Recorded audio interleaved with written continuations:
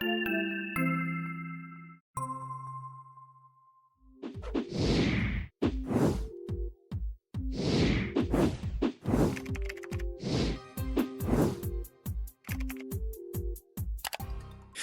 back, Richard. It's good to see you. We kind of took last week off because I presented at a conference and we posted that as a podcast, but it's good to see your smiling face again. Well, it's like somebody said, I'm here, glad to know that people wondered where I was, and was I still upright and on the right side of the grass and everything. So happy to tell you I am. Good to be back. Well, so the conference was good. It was virtual. It was virtual, so it was very different experience. The first time we did that, it was in the Philippines, so that was lots of fun when we traveled over there. Oh, I was talking about that trip the other day. Yeah, I didn't know airplanes could fly for 22 hours without stopping. Oh my gosh, it was yeah, that was an ordeal, man. We have hard enough time sitting still for about 53 minutes while we're seeing patients. For a 20-minute, for a half-hour podcast, right? We just got the heebie-jeebies. 22 hours in an airplane is something close to torture. It was quite an experience. So this was virtual though. But this was virtual, so I didn't have to travel very far. That was good, but it is good to be back, and it's good to see you and for us to talk about this very interesting topic because it came from a situation that you had when working with someone, and so but I think it's a really interesting thing to think about. Well, I'd heard about this because I've had a friend of mine years ago. They were in therapy with somebody, and he said this would come up over and over again, this idea of agree to disagree. And I thought, well, that's an interesting thing, but I never gave it much thought. And then recently I was working with a couple, and I think it was the fellow who said, well, we're just going to have to agree to disagree. And something struck me about that. It just felt, I don't know, it struck a chord. And it was there. I didn't know what it was at the time, but it just didn't feel right. That's all I could say. Is I started with that feeling, and over a couple of days after I met with them, I kept thinking about what exactly does that mean, and what are the implications for the couple? Right. No, absolutely. And we have certainly heard that phrase many times, especially when working with couples. But you hear it in lots of different settings. Right. And it is something to think about because, if you think about what that phrase means, what it means to say, we're going to have to agree to disagree. Right. Basically, what we're saying is that we're going to agree that we're going to stop arguing. And that's right. That's what the definitions, when I looked it up, I said, what exactly, where does this come from? That's what it was. It was, don't keep arguing. Right. Is what purpose is served by this phrase. Right. And in many circumstances, ending an argument, right, and agreeing that we have differences of opinions and all. In some circumstances, that works very well. Right. Because, when we're thinking about why we think a certain team is the best team, or why we think that a certain food is the best food, to say, okay, well, we're going to agree to disagree because I don't think that that's as good as this other food over here. That's right. Mm-hmm. In those kinds of situations, when it comes to opinions like that, agreeing to disagree can be just fine because there's no need to argue about that stuff anyways. That's right. And that's the first thing I would say to people, that if you're dealing with that kind of an opinion or subjective, okay, what's the best team? What's the best one? What's the best Batman movie? Mm-hmm. What's the best Star Wars movie? People are going to disagree on those things, but those issues don't matter. Okay. Right. It doesn't matter. I think that what it is, and as we're getting into some of these other issues, the difference is that there's no follow-up action that has to happen. Right.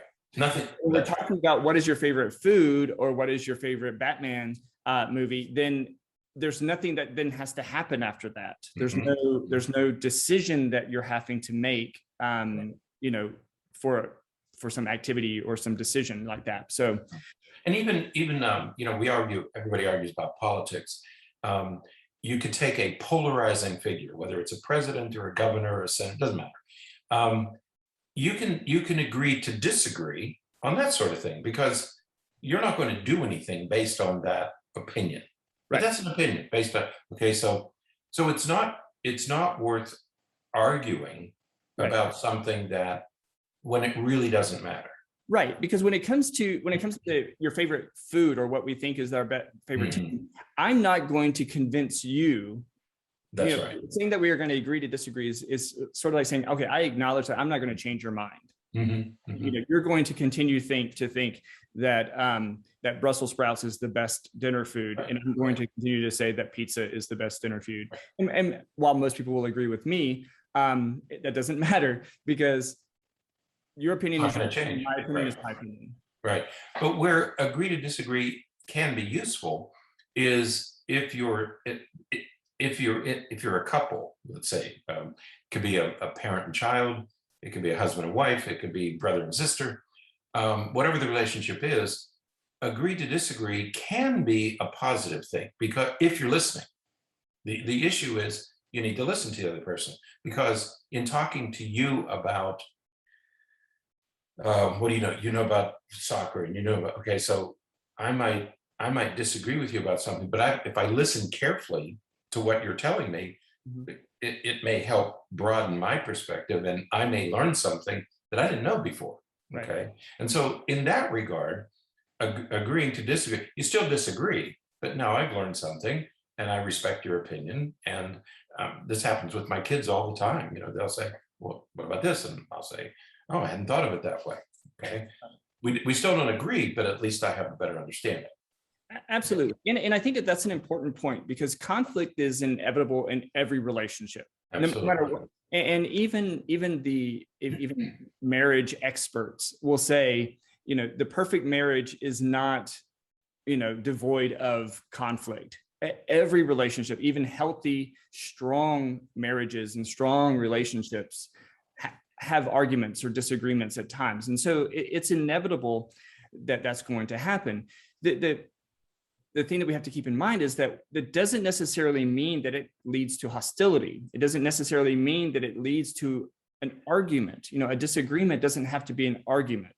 And that is, that is something that we have to remember, because, we strive to not argue or not to have these conflicts. And we're different people. We're going to have different ideas and different thoughts. Right. Having a disagreement is one thing. Throwing the kitchen sink at each other is something very different. Okay. And that's where we have to get. We're obviously going to have disagreements. We're two different people. Right. It doesn't matter what the relationship is. You're going to have differences. Okay. And so the notion of agree to disagree is useful when everybody agrees that I will tolerate the opposing position even if I don't agree with it. But I can tolerate that you think the original Star Wars trilogy was better than the last Star Wars trilogy. I can tolerate that. Okay. I can disagree and tolerate. Okay. But there are times when it does become where you can't tolerate it. Okay.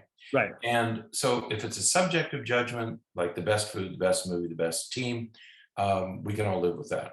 But when you get into important relationships, for example, couples or parent-child or teacher-student, employee-boss, when you have to take action, right, when a decision has to be made, then agree to disagree becomes a very slippery slope. Okay, when a decision has to be made, for example, if a couple is talking about getting pregnant, you can't, that's not a subjective judgment. You can't agree to disagree because you either are or you're not. Right. Yeah, absolutely. And other things like other things that are really important, like buying or selling a house, things that are really, these matters that are of high importance, how we're going to raise our children, or what school our kids are going to go to, moving, those kinds of things. You can't agree to disagree because, again, like you said, either you're going to do it or you're not going to do it. You're going to go to this school or they're going to go to that school. You have to make a decision. So agree to disagree maybe has a place, but it's not going to be useful in those decisions. And it may not be useful in other, for example, where to spend Thanksgiving. Right. Thanksgiving is coming up, the holidays are coming up, Right. and couples will have these discussions about what are we going to do about where are we going to go? Where are we going to spend our holidays? That's what we call an actionable item. You're going to be someplace and you can't be two places at the same time. So that's another time. And I suspect that when it comes to couples, or when it comes to important dyads, teacher, student, parent, child, spouse, when it comes to most decisions, I think that most of the decisions you're going to make are probably not going to be served by agree to disagree. You're not going to argue about the insignificant stuff. Right. Or you shouldn't. I mean, Right. who cares? But you're going to argue about what is significant. And if it's significant, then agree to disagree doesn't work. Right. Right. But yet it's often a go-to for a lot of people, because, again, people sort of work from this perspective that we have to stop an argument. We can't have a disagreement. And if we have a disagreement, that signs of some other problem or some other issue. Right. And so we kind of back off.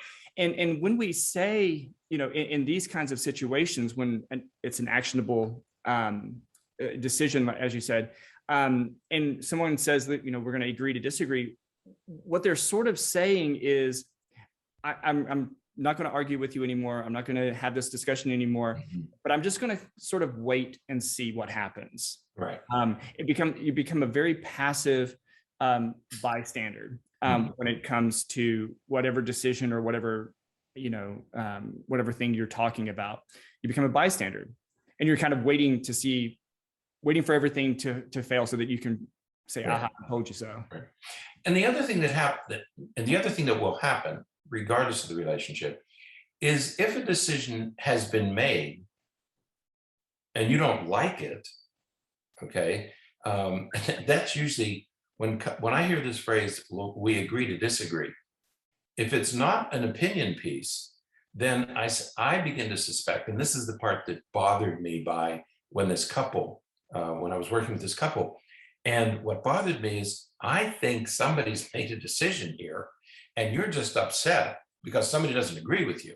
Exactly. I think that, we're going to have to agree to disagree. And what that person then might be saying, one interpretation of it is, do it your way. And I'm just going to sit back and watch, and I'm going to see this whole thing fall apart. Right. But do it your way. It's fine. I'm just not going to argue with you anymore. Yeah. And I had the feeling that and it was the husband, now that I'm thinking about it, it was the husband, when he said, we agree to disagree, he had made up his mind. And there was nothing his wife could say that was going to change it. That was obvious, okay? And I could see this wall going up. And I thought, he's already made a decision. He's not going to change his mind. And this is going to become a thorn in their relationship, because neither of these two are willing to give up their position. Right. And this is it's sort of a very nice, perhaps a nice, depending on how it's said, I suppose, it's sort of like a nice way to do what the Gottmans refer to as stonewalling, one of the four horsemen of the what they call the four horsemen of the apocalypse. But it's one of the surefire ways for a marriage or a relationship to deteriorate. And stonewalling is when a person just stops having a conversation. Right. Something. Right. And this is sort of a nice way to do that. Like what you were talking about with that husband, he was, he said that, but it came from a place of being very self-centered and very rigid. Like I'm not going to argue anymore. I'm detaching from this, and you do it, and I'm apart. I'm separate from you. Right. That's right. And that's not a very good thing for a relationship. No, because what's going to happen if as I was watching this couple, I said, okay, they're going to leave here, and either they're going to become passive aggressive and say, well, okay, Smarty, we'll do it your way, and it's not going to work, or I'm going to sabotage. My intention is to sabotage it. I'll show you that you're wrong. Okay, and so one of those two things is going to happen when when the discussion, first of all, it ends the discussion. Okay. Right. It ends any effort. It's not that it just ends the discussion. It ends any effort to resolve the difference. Right. Okay. Agree to disagree is a conversation stopper. Right. But it also puts the couple in either a passive aggressive mode where, okay, Mr. Know-it-all, do it your way and we'll watch it fail. And then I can say, ha ha, at the end. Or I'm going to do everything I can to wreck it so that I'll show you that I'm right. Okay. So it's either you're going to sabotage or you're going to be passive aggressive about it. Absolutely. So let's talk about a couple of alternatives, a couple other ways to deal with these situations. Because again, disagreements are inherent in all relationships, and there's no doubt that there will be situations where you're just not going to agree. And so one way to handle those situations is to disagree and commit.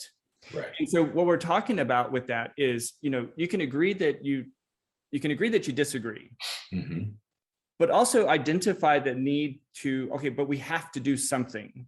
Right. And whatever we're going to do, we both have to put all of it into all of ourselves into it. That's right. Commit to the decision. I may disagree with you, but I'm going to support you. I'm going to be here and I'm going to do what we're going to follow it through and we're going to do the best that we can. Right. And this issue, the strategy of disagree and commit, I think was developed originally at Amazon. And it was a way to get people committed, even if they don't agree with the leadership decision, because the executive committee makes a decision. Right. And you may disagree with the decision, and that's okay. It's okay to disagree, but you have to commit, but we want you to commit to it.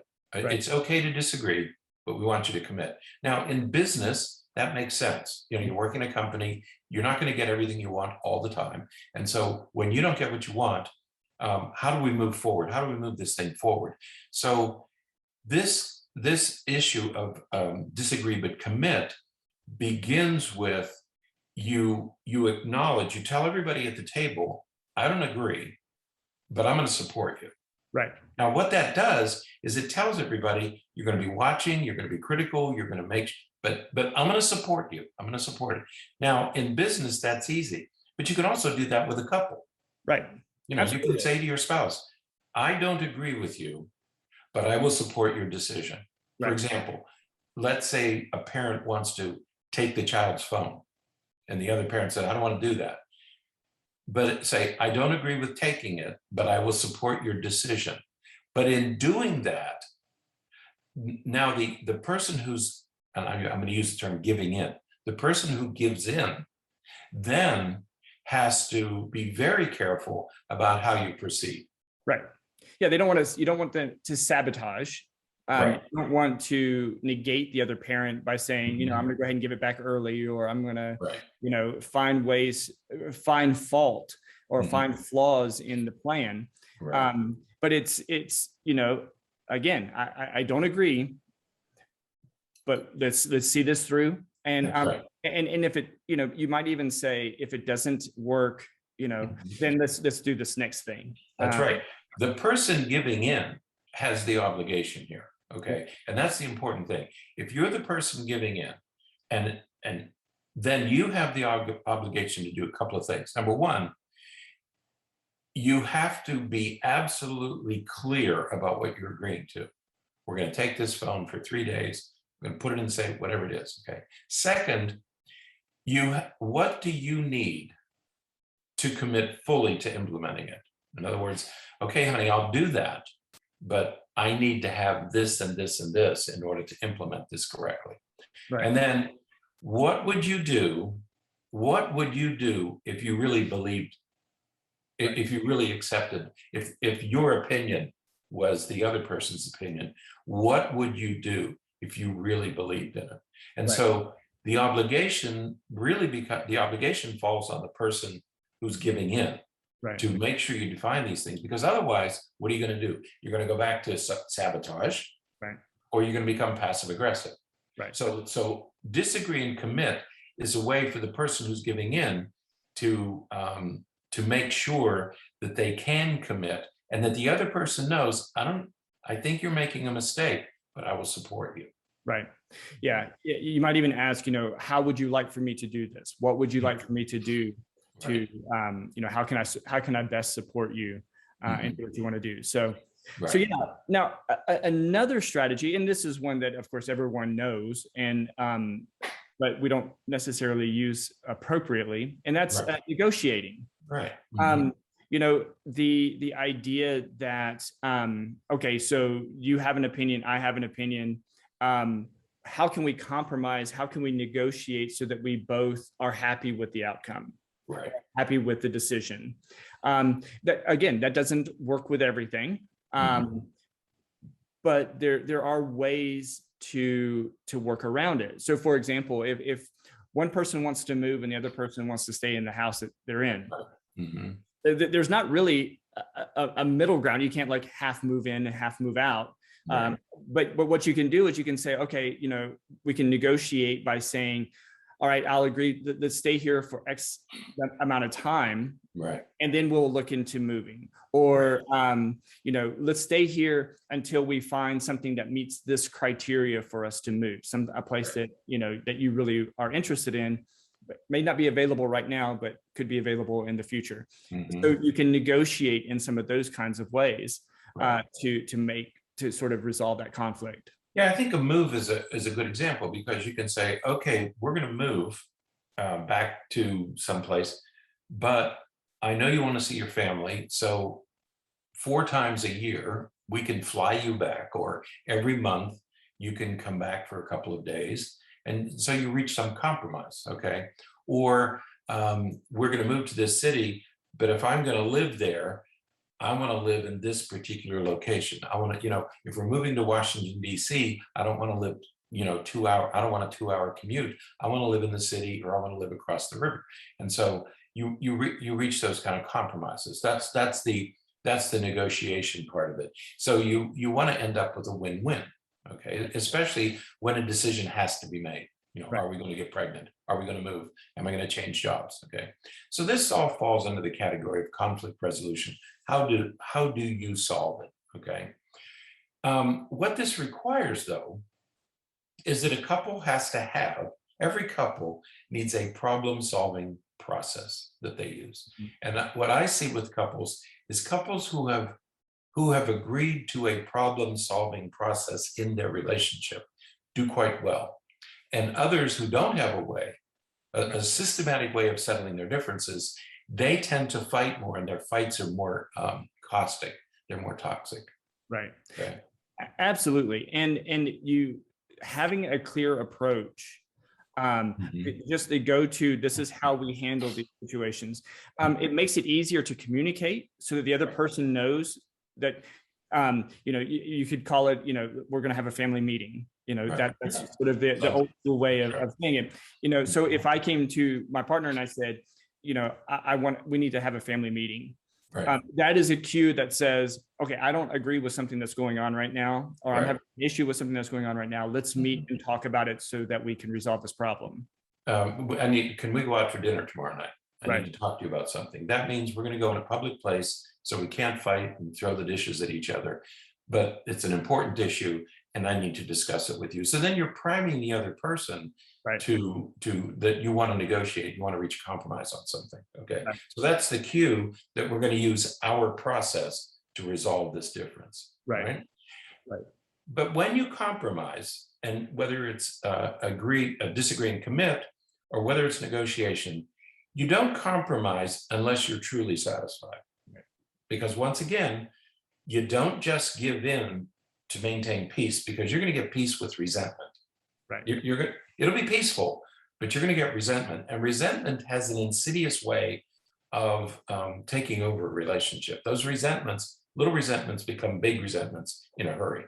Right. So there needs to be some rules that the couple follows. So if you're having this discussion and one of you starts to get really frustrated, then you might have a word or a phrase that you say, even if it's just as simple as, hey, can we take a break for like 15 minutes? Because I'm really getting frustrated and I want to be able to be fully present. without getting angry. But there has to be these rules of engagement. We will only talk about it for 15 minutes. Right. And if we haven't resolved it, then we'll talk for another 15 minutes tomorrow night. But having those kinds of rules is going to be really important. Right. Rules of engagement, I think, are one of the important missing elements in many relationships that I see. Right. And it doesn't matter the kind of relationship, but everybody has to have rules of engagement. Even in wartime, we have rules of, even when we're killing each other, we have rules of engagement. There are certain things that you don't do. Right. And in any diet, in any relationship, you need rules of engagement. You have to agree that there are certain names you won't call each other. Right. There are certain threats you won't make. You don't just walk out in anger. Okay. You don't just leave for 2 hours. And so a couple, when it's calm, a couple has to work out their rules of engagement, and they have to live by those rules. Right. You can't, well, I was really angry, so it was okay. No, it's never okay. You have to have rules of engagement, and you have to abide by those rules. Absolutely. Absolutely. So as we kind of summarize some of this, when it's significant, when it's an actionable decision, when it's significant, we can't just do the fallback of agree to disagree. It's okay when it's subjective. It's okay when it's an opinion type of thing. But when something has to be done, you can't agree to disagree. That's right. It's not going to work. Right. And it doesn't work because while it means that, I'm going to go away and I'm not going to argue about it anymore, it doesn't stop it doesn't stop the issue or make the issue go away. It stops the argument for the moment, but it doesn't resolve anything. Yeah, the difference is still there. You're trying to resolve a difference because a decision has to be made. And if you say, well, we just agree to disagree, that's the end of the discussion. It's not the end. It's not just the end of the argument. It's the end of the discussion that you need to make the decision. Right. Okay? So it's not going to work. It also means, besides being a stopper, it also means that I'm going to do this my way. That's as I said earlier in the podcast, that I had the very distinct impression that I'm doing this my way, and I don't care what you think or what your opinion is. I'm not going to change my opinion no matter what you do.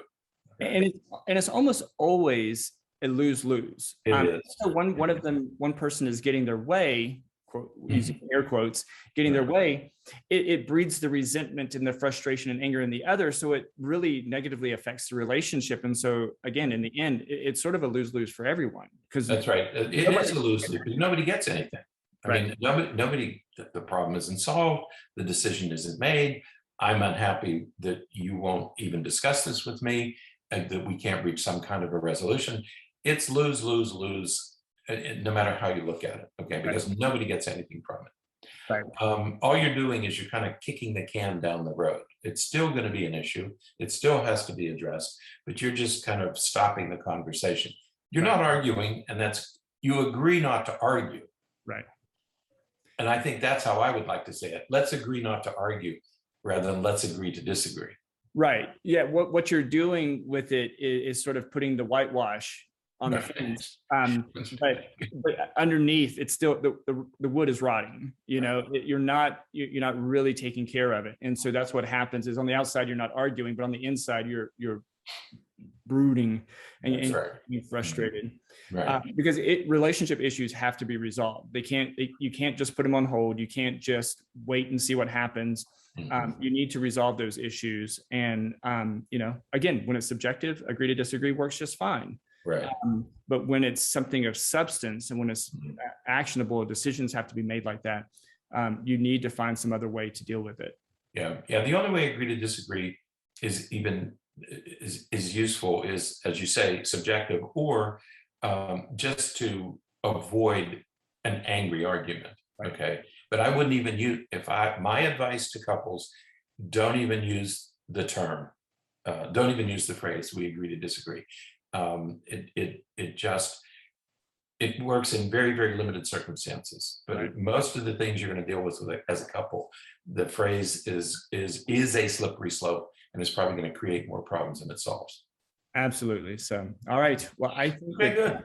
Yeah, that's it. I think that's it for today then. Okay. You agree? I agree to agree. All right, perfect. So, all right, well, that's it for today. Until next time, stay happy, stay healthy, and forget to be afraid.